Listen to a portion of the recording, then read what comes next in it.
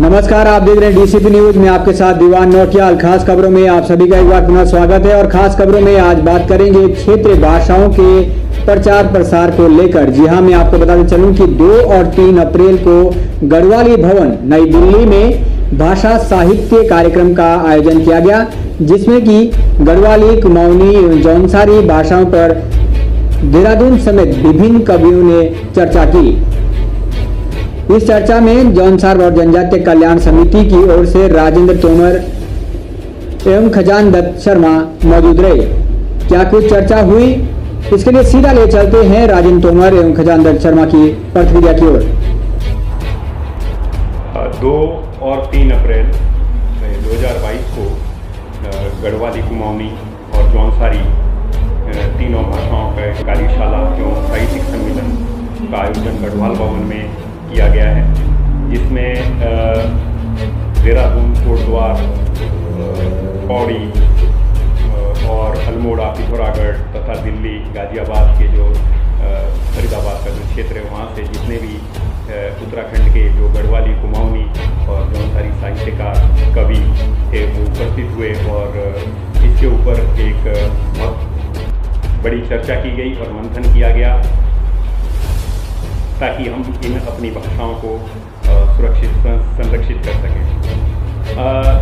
सबसे ज़्यादा प्रयास ये किया जा रहा है कि गढ़वाली, कुमाऊनी और जो जौनसारी है, इन भाषाओं को जो संविधान के 8वीं अनुसूची है उसके अंदर इन्हें भी सम्मिलित किया जाए और इनका संरक्षण किया जाए।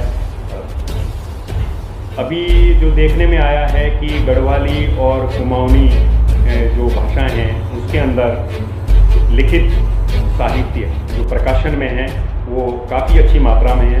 यदि यही तुलना जौनसार से की जाए तो ये बात ज़रूर है कि शायद यदि ये तुलना की जाए कि क्षेत्र में सबसे ज़्यादा जो बोली जाने वाली भाषा बोली है वो जौनसारी ज़रूर है, क्योंकि कारण बहुत स्पष्ट है कि गढ़वाल और कुमाऊं से पलायन ज़्यादा हुआ है, जबकि जौनसार से कम हुआ है तो ज़्यादा बोली जाती है। लेकिन ये भी सच है कि जौनसारी भाषा में जो लिखित जो और जो प्रकाशन में जो साहित्य है वो उससे ना के बराबर है। जब तक आपका लिखित में नहीं आता तब तक आपका कोई प्रमाण नहीं होता है। मेरा यही मानना और यही कहना होगा कि हमारे जौनसार बाबर में भी बहुत सारे साहित्यकार हैं, इतिहासकार हैं और लेखक हैं, कवि हैं। उनसे यही सबसे आग्रह रहेगा कि वो जो भी उनकी रचनाएं हैं, जो भी उनका गद्य है, जो भी उनकी कविताएं हैं, पद्य है, उसको वो लिखित रूप में और प्रकाशन में लाएं, ताकि हमारी भी इस जो जौनसारी भाषा है इसका भी आगे के लिए जो है एक इतिहास बने, लोगों के पास हो। दिल्ली स्थित जो समिति के सदस्य हैं उनका हमेशा से भरसक प्रयास रहता है कि वो अपने जौनसार बाबर की संस्कृति, साहित्य और कला को जो है ज़्यादा से ज़्यादा बढ़ावा दें। और आज भी हमारे जो समिति के सदस्य हैं, मेरे अलावा माधवर सिंह चौहान जी, खजान दत्त शर्मा जी, सुल्तान तोमर जी, तिलकराम शर्मा जी, दिनेश वर्मा जी, सुनील तोमर जी, सुभाष शर्मा जी और तारादत्त शर्मा जोशी जी, ये चमन रावत जी, ये सभी लोग उपस्थित थे। और जितना हमें अवसर मिला है हमने अपने जो जौनसारी भाषा है उसका जो प्रतिनिधित्व किया और उसको हमने अपने पुरजोर से इसको रखा है कि हमारी जो भाषा है उसके अंदर ज़्यादा संस्कृति, ज़्यादा इतिहास और ज़्यादा विविधता और उपलब्धता है। सिर्फ फर्क इतना ही है कि लिखित में नहीं है।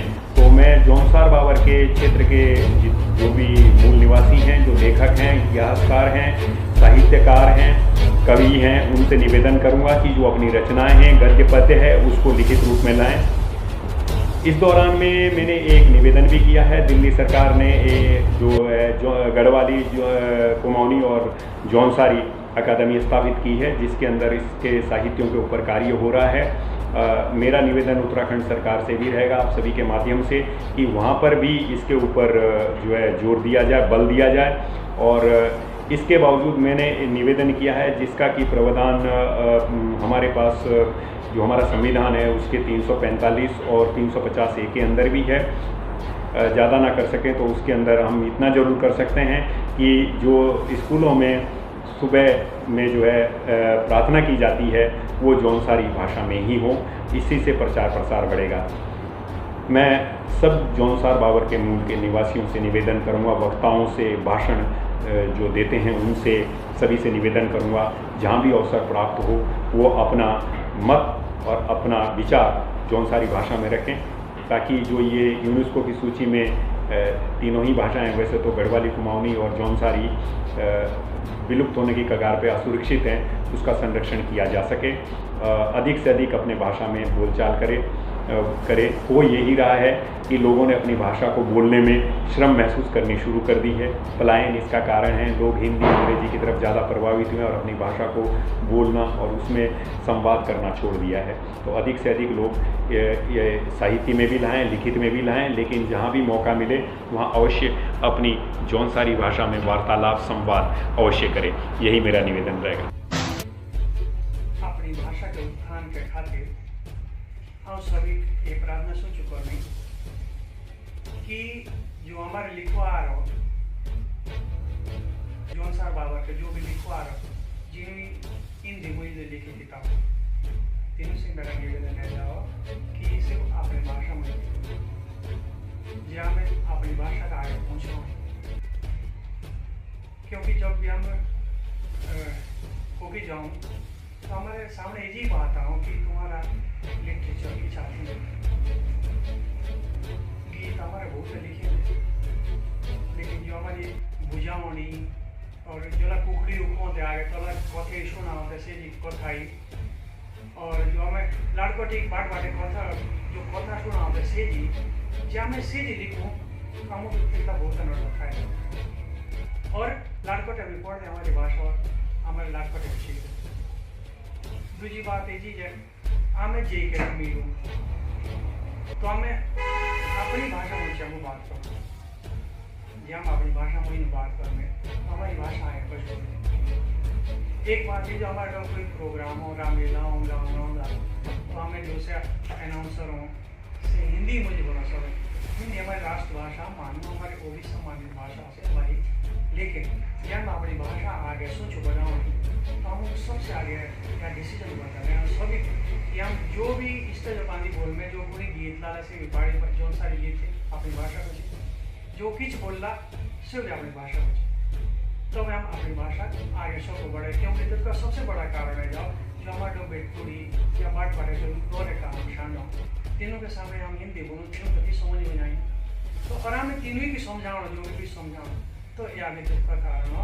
और जब अपनी भाषा आगे सोचो बनाओ तो हम सबसे आगे यार पूर्ण पड़ता है, वरना क्या आपस में अपने लाड़पटी भी सीखा और आपस में हम हिंदी भाषा। आज की खबरें फिलहाल इतना ही। आगे के लिए बने रहेगा डीसीबी न्यूज के साथ। तब तक के लिए हमें दीजिएगा इजाजत। नमस्कार।